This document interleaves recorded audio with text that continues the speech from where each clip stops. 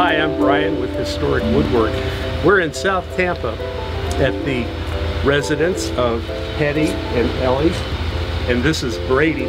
It is not unusual in this neighborhood to see people acquiring vacant lots and building beautiful homes like this one here. Now, how long have you guys lived here? We've lived here for almost 25 years. Wow. You actually built the home?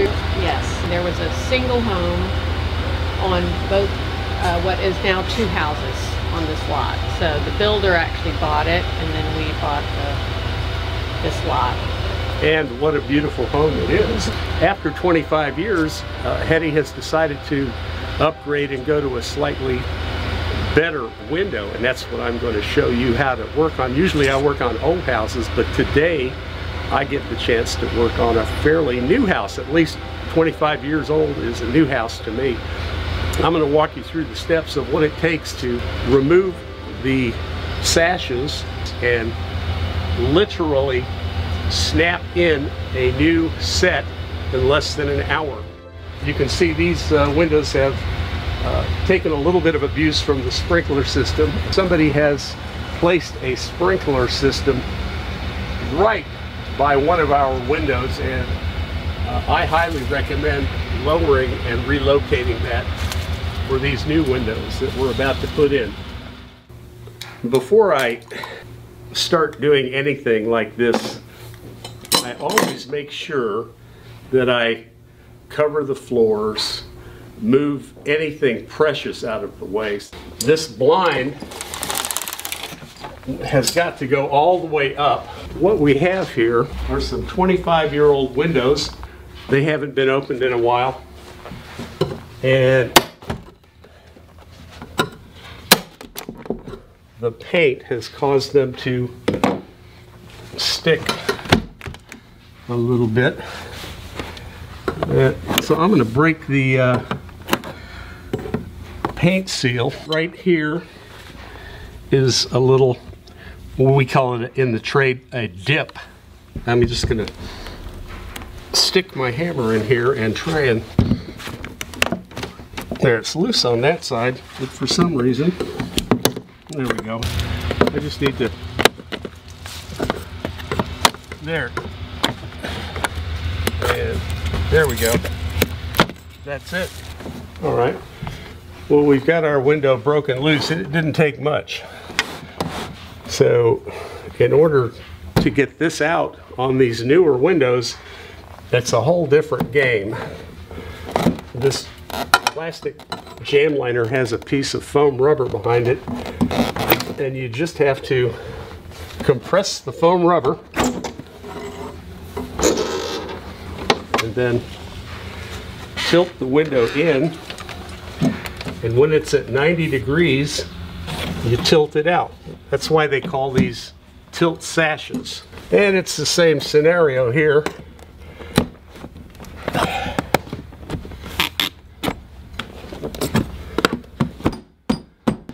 There we go.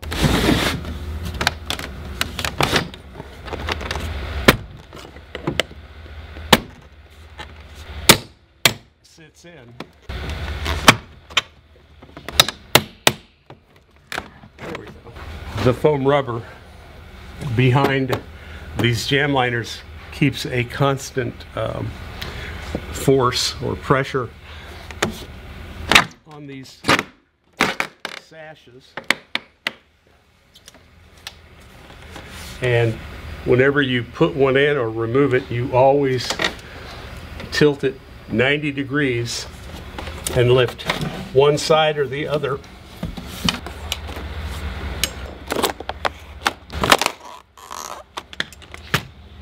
So there's this strip of foam rubber I told you about. And we'll take out the other side here. There we go.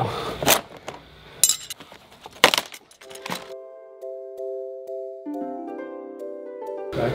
Well, that was simple enough. What did that take me, all of 7 or 8 minutes? Let's step outside into the garage.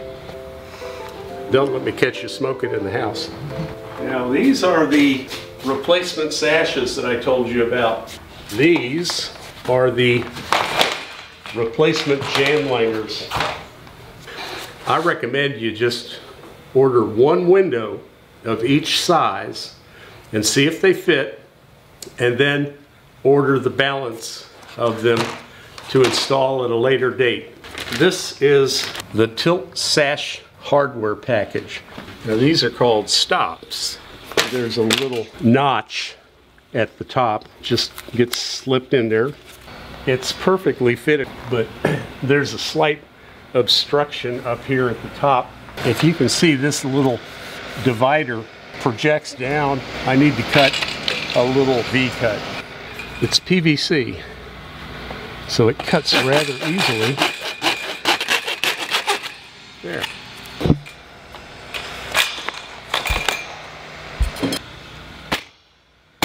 We're going to use these clips, 4 on each side. Just center it. Come down about 3 inches. And I'm just spacing these arbitrarily. Well, you can use any 2 of those 8 screw locations. I've put my stop in. I've cut my little V. Now it's time to affix the jam liner, and there's a little provision in the back of the jam liner that clasps onto these hooks. And I use a rubber mallet. See, now it's fastened at the first location. Now it's fastened at the second location.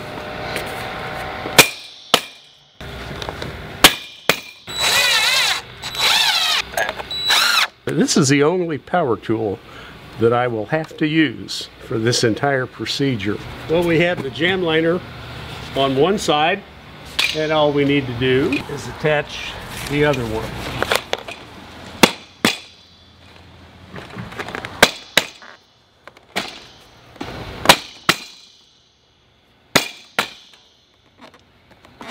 I always give it a little tug to make sure that it grabs.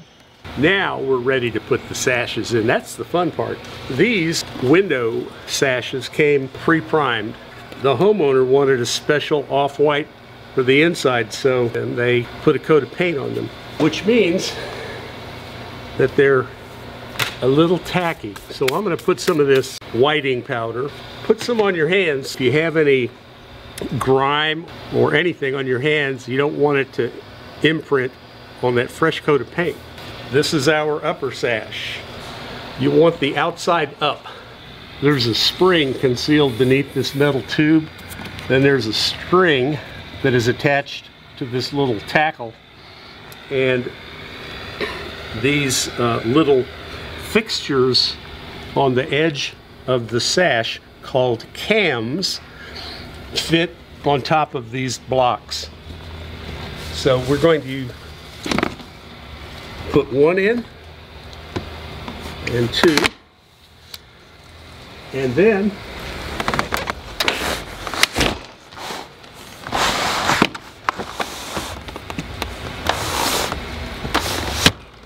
that's why they call them tilt sashes. They tilt in and out. We've got our upper sash in place. How about we put the lower one in? The same manner as the upper sash, I'm just going to make sure that the outside of the sash is up, and I'm going to install it 90 degrees to the jam liner, and I'm just going to tilt it up into position. By the way, unlike the upper sash, these lower ones have a little spring-loaded latch, so you've got to push those to the side and engage them in the track. And this is very important with these windows. Before you raise the window up, you've got to push it down, and that disengages the mechanism that holds these in place. And now that little block and tackle is free to travel up and down. And now we can lock it up. You'll never know I was even here. This is one I installed yesterday. I knew I'd have to come back to it because there's a sprinkler head right outside that's the culprit that caused some rot that occurred behind the plastic jam liner. So I just snapped this into place yesterday, and you know, I knew I'd have to take it out, so I didn't put those little metal clips. So let's take our lower sash out. It's just the opposite of what I showed you. And we'll bring our upper sash, and I'm going to release the little latch mechanism, and I'm going to tilt it 90 degrees and remove the upper sash. This is the rot damage I was telling you about, and it's all because of that sprinkler system. You can see where the water was coming in because there's a joint in the baseboard. You can see where the water has gotten behind it and caused that thing to separate. This is a sheet metal bender. I cut a piece of coil stock, and I'm going to put a bend in it. Set one of the jam liners on top, and I cut a 15-degree angle. Another way to do that is you can use a speed square. So I'm going to come out roughly 3/4 of an inch. I'm going to put it in my bender,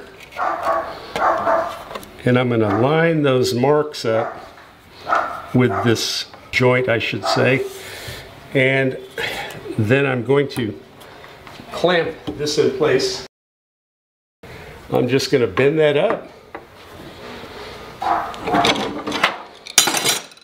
and there you have it. Okay, that's sufficient. So I always put a nail in the end of my sealant gun. So let's put some on the bottom. We'll put some all the way around. I think I'll just put an additional bit down here in case any water tries to force its way through that crevice. That will seal out the elements quite sufficiently and prevent any further damage.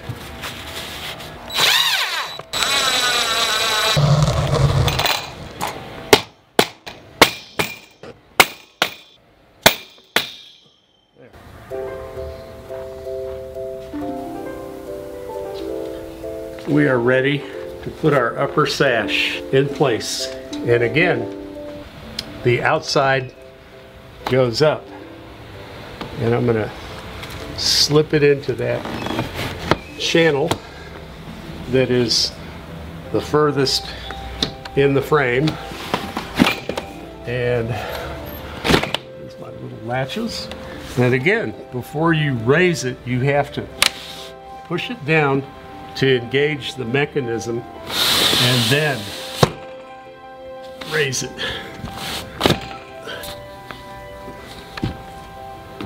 And there we go. And here's our latch. We'll just disengage those, and then again go down before you go up. And Weather Shield, it's a very well-made window. That's who I am licensed to install for, Weather Shield windows. They're out of Wisconsin, and they make a pretty good product. That takes care of it for today. We hope to see you soon, and thank you so much for your interest. I'm Brian with Historic Woodwork, and we will see you soon.